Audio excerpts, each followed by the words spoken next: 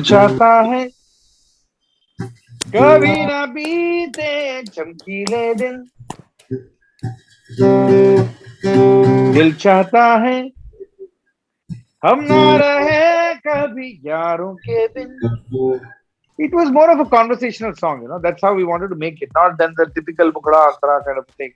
I think the song was composed in like 15 minutes, written and composed. Films like Dil Chahta and the music of Dil Chahta is going to stay for generations and generations. It's never going to get dated or anything. Actually, when the music released, many of them didn't even have faith in the music. They said that, oh, this sounds like a jingle. Oh, this doesn't sound like film music. Obviously, it doesn't sound like film music because we are not film music composers. We are just composers. We are composers of music. That was the first song that started getting played in discotheques in India. And we finished the music in 3 days, and we were back.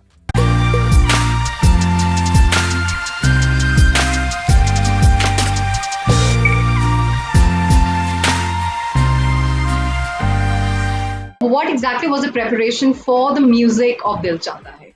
What was the thought process like at that time, 20 years back? I think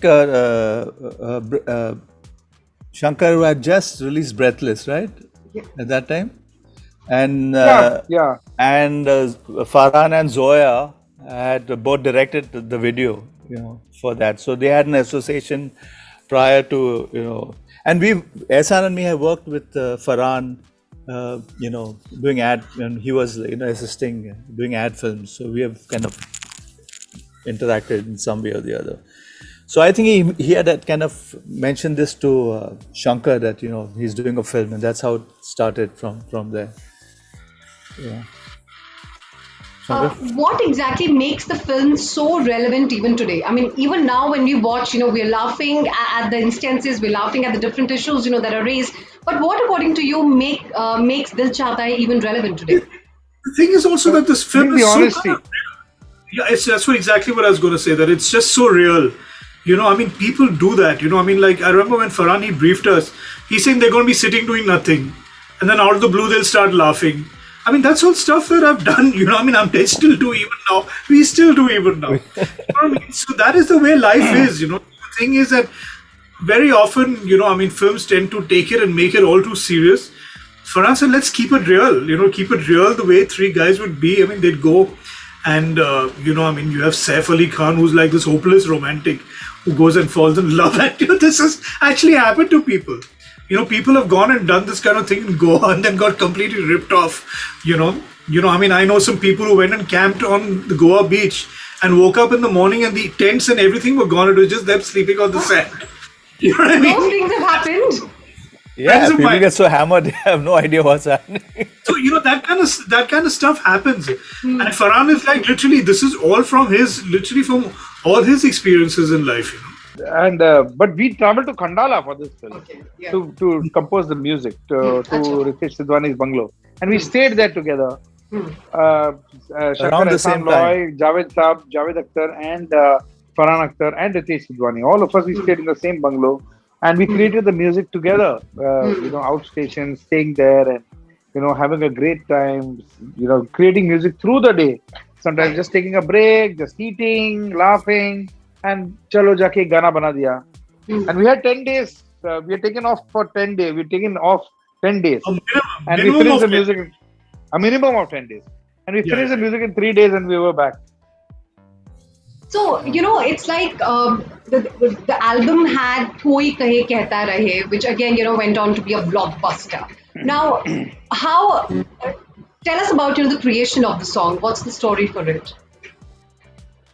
Well, the thing is that he wanted a dance song for these guys. They finish college and they've get together at a club and, that's it. And the thing is that when the composition came out, we didn't know it was going to be this style of music, I think the first part of the song that we got was Coco, Hum Logo Ki Na Na Na Na Na. I think this is the first part of the song that we got. And then the song kind of built up around that, And then all the music parts and all that we did in that was not like your typical Bollywood kind of song, And we kept it in a style which had never been heard in Bollywood before, which was trance, club, house, all these, these sub-genres of music. And that was the first song that started getting played in discotheques in India, you know. And so the thing is that, you know, I mean, they play all the Western music, and the last song that would play would be Koi Kahe, and the floor would be full. And then I remember somebody meeting me, a DJ or somebody saying, man, it's all your fault. It's all your fault that Hindi music is now playing in clubs. Which so we're responsible for that. You know, and if you hear the song, that it's like trance, it's like hypnotic, you know, and that didn't happen in Hindi film music, you know. And so it was first for many sorts. Yeah, these are projects that, you know, that are going to stay forever. You know, that we are lucky, and we are proud to say that. See, films like Dil Chahta and the music of Dil Chahta is going to stay for generations and generations. It's never going to get dated or anything. You know, even my younger one, who, you know, who are the millennials, and, you know, who's got a gang of 15 to the age group 15 to 20 or whatever, they still listen to Dil Chahta, and they listen to all the songs from there, and they, you know, completely they are mesmerized by that. So really, I mean, we never thought that this is going to be the outcome. We were just there, and we did not have any baggage. We did not have any hit songs before that. Of course, we had Mission Kashmir and all that, but you know what I mean? So we were just freely creating music, not knowing where it's going to go. And actually, when the music released, many of them didn't even have faith in the music. They said that, you know, oh, this sounds like a jingle. Oh, this doesn't sound like film music. Obviously, it doesn't sound like film music because we are not film music composers. You know, we are just composers. You know, we are composers of music. So, but then it took time, and then for it to reach this, it's like slow poisoning. You know, it took a lot of time for it to reach and get this longevity. So it's really, and Dil Chahta title song. I mean, I think. It's a very unique composition. It's a very unique composition, and the way the whole thing is structured, it is not like a regular film song. The way the groove is, the way the singing is, the backing vocal, it's all very, very different. And to add to it, the picturization and the lyrics. So it's like a puzzle which perfectly fits, you know. But amazing music. We need Dil Chahta Hai to be crooned. Please. I mean, that's an anthem. Yeah.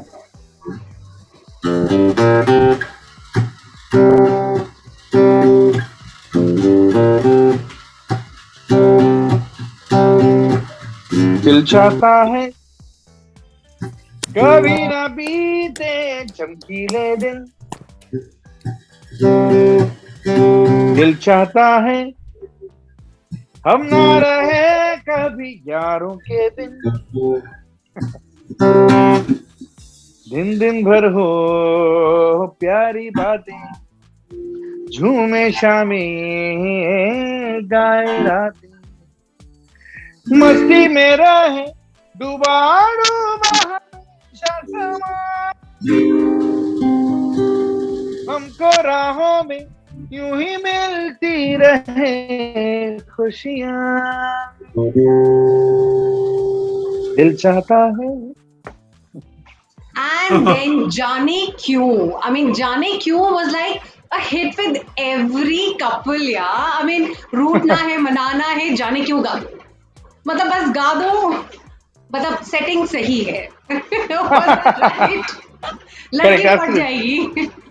It was more of a conversational song, you know. That's how we wanted to make it, not than the typical Mukhda Antara kind of thing, where, you know, he says that, you know, falling in love is not that good. She says that, you know, falling in love is good. It's an old idea, but the way it was executed was very, very, very, very new. And I think the song was composed in like 15 minutes, written and composed. Yeah. That's it, 15 minutes. Okay.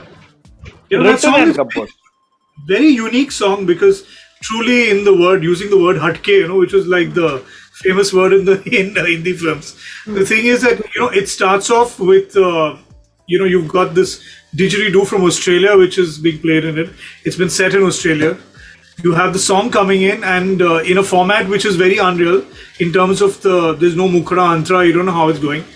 Then suddenly it breaks into this part, and it gets into like an African chant in between it. All that kind of, that song is truly unique, you know. And from what I've heard, from what, you know, I was talking to the record company once, that the really big hit song from Dil Chahta Hai, I mean, besides Koi Kahe, you know, is actually Jaane Kyun. Tanhai. How can we not talk about Tanhai? I think Shankar already had a kind of melody, loose kind of melody. And I was messing around with a new synth in the room, in the room that we had set up. And I had this bass line, do da do da do da do do do do do do. I was trying that line. I was trying some filtering on it, and then Shankar walks in and hears this line and starts singing on top of it. So that was like a fun. Yeah. Should we have If I'm not Tanhai and mis- Janaki? Yeah. If I'm not mistaken, I think Tanhai was the first song we composed when we reached Khandala. In Khandala, In yes. Yeah, Khandala. Khandala. It's the first song that we composed. Yeah. And then I remember Javed Saab sitting, and when he wrote the words, he was sitting on that swing outside. Playing out, yeah. That was I Jaane was- Kyun. I was no. He was this is in the morning when he was writing Tanai.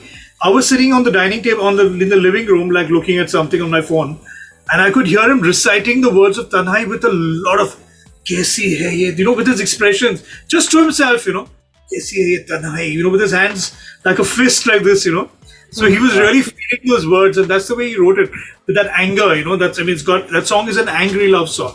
Right, right. So, when we listen to Dil Chahta Hai, it sort of, gives us goosebumps. I mean, there are different emotions attached to each of the songs. When you listen to the track, to the album of Dil Chahta Hai, is there any song that sort of still leaves a very lasting impact on you? Like each time you listen to the track, you get goosebumps and you're like, wow, this is like our creation. Of course, we take pride in each composition that all three of you have given us. But is there any one song of Dil Chahta Hai that still remains really, really special to you? Sure, Kaise who's hai- starting? Who's saying it first? Kaise hai ye root hai, it's got a beautiful Okay. vibe to it. So Yeah. It has a different vibe. yeah. Shankar sir? For me, Yeah, Ehsan, yeah. sorry, go. No, but the thing is, I think definitely, there's one special song on the album. It's Kaise Hai Ruth, because it is very, very unique. We wanted to ask you, you worked with Farhan, Zoya, and Javed sir. The experience only gets enriching, with every new project that, you do with them. But what have been, how has the association been like, with the Akhtar family? What have been the biggest takeaways? And what sort of different films do you want to do in future? What's the plan like with them? I think being with the Akhtar family is truly an enriching experience because they are a set of highly, highly intelligent people.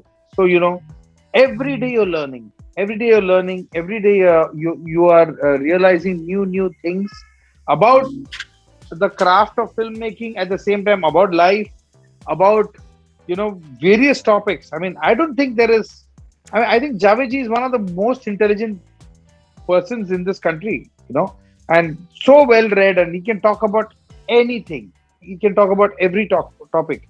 So so every day is and all of them, they have a crazy sense of humor. So there's too much laughter, too much fun,